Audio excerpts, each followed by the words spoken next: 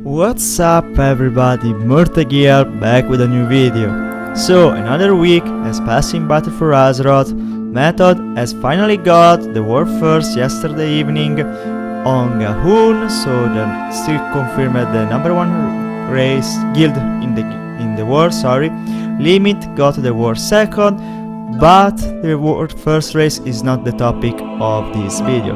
In fact, 2 days ago, game director Azerite has announced what is going to be the next content patch for World of Warcraft. So this patch seems really huge, that's the right word, and especially I have some ideas of things that were not announced but we will probably see when the patch will come live. So, but I will tell them later. So let's do first a roundup of all the information we already know. So, of course, this new patch will continue the story of certain characters, Vol'jin, Jaina, Sarfan, Tyrande, which is still a bit absent till now, and also we will have, of course, a new raid. And not one, but two. The first one is called the Siege of Zandar right now, because the name is not final. It's a rather interesting concept, because it's not a raid we will go to fight a big baddie for all the two factions, but it will be one faction versus another. So, for what I understand correctly, the Alliance will invade Zuldazar from the dock, climbing the pyramid up to Rastakhan, while us Hordis instead will try to defend the city and bring on the fight to Jaina. What is rather interesting is that after we fight Jaina Rastakhan, for what I understood, we'll have the opportunity to experience 3 of the fights that are faction specific. So we will have a total of 9 bosses in this raid.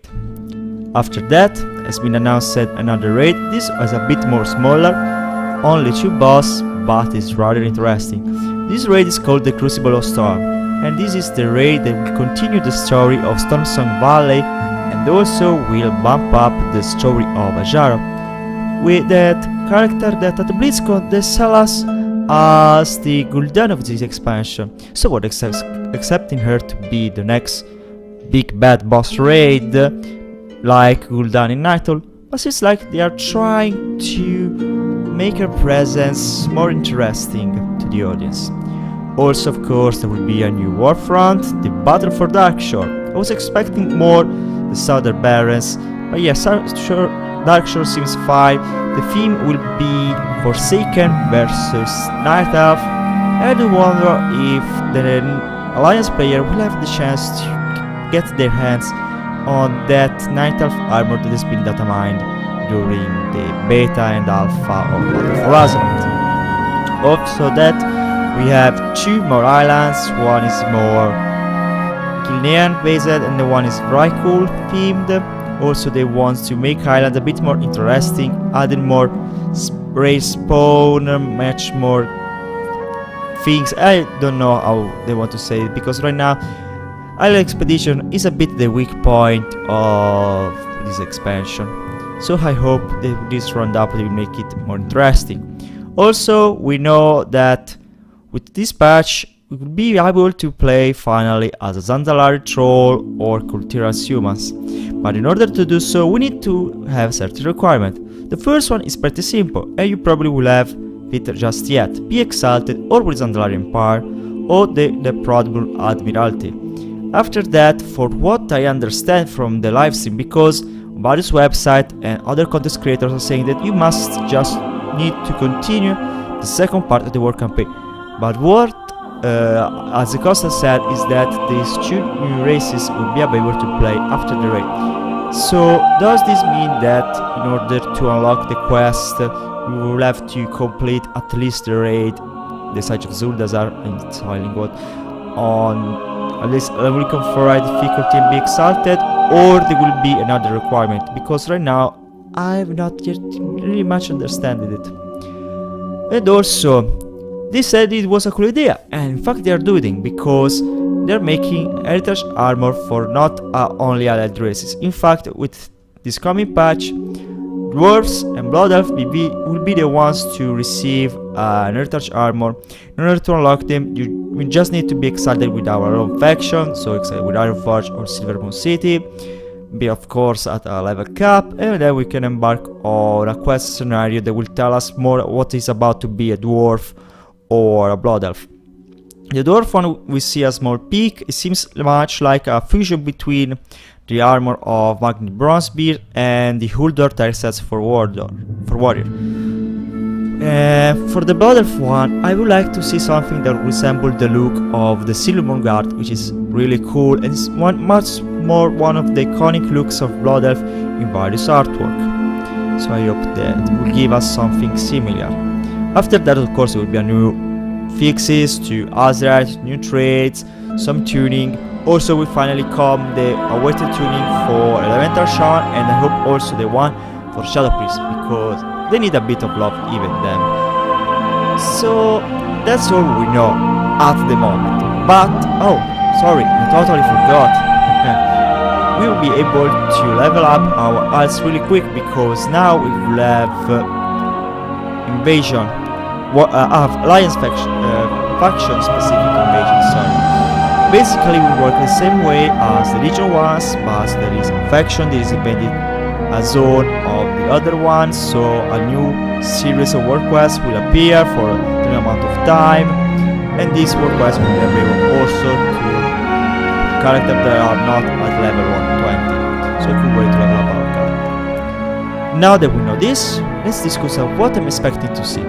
First of all, as I said before, they are going to place this BFA invasion, so I think we will have the items, the possibility to buy the items to upgrade our heirlooms again till level 120. This would be rather interesting to levels past our alts. But what is making me very intrigued is that this is a real big patch compared to, for example, 7.1. It was just the revamp of Karazhan and the trial battle rate. So does this mean that Blizzard is already planning to increase the item level reward from all sorts of player thingy, like normal dungeon, in a way that like upgrading Legion? So I'm expecting that maybe we'll see an increase in item level of 15 or normal, so from 310 to 325, heroic to 340, and mythic 0, warfronts, and mythic 0 and warfronts, yes, they're only that, to level 355, and this one will really invalidate all the content of Uldir till normally.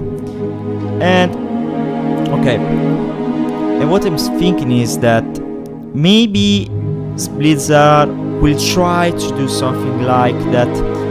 They will make available a hard raid and a less difficult raid in order for guilds that are not so much in progress. Because guys, Legion for me was really good, but a problem of Legion is that it killed a lot of guilds. Nighthold and Thomas Regeras were guild killers. My guild died during during Altars. But yes, on top of so starting things that were not that right.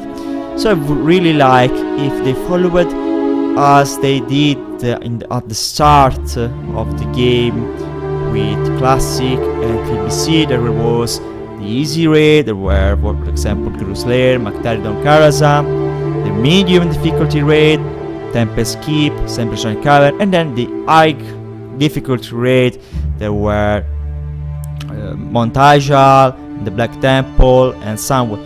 Because yes, of course, we have for difficulty rate, so we have the chance to play on a difficulty that we feel competent to. But I have to say that sometimes what makes people burn out is that, okay, I've done this raid on normal, now I have to do it again on heroic, then I have to do it on mythic. I have the possibility to choose at least during the week. Okay, this week we are a bit not much good. We are not pleased with that good. Why we don't go back, for example, to Mythical Deer, which still give us decent rewards, and try to get maybe that no more cutting edge, but at least the title. Try to get, for example, the mounts, something like that, something that make it plays makes the trade at least more interesting to do. I really hope to see something similar like it was in TBC War. Okay guys, today we're playing very bad. Let's go back, for example, to Cruise later. Let's gear up some alts and that's fine. I really hope to see something like that. So guys, thank you very much for watching. I hope to see you soon in the next video. Bye bye.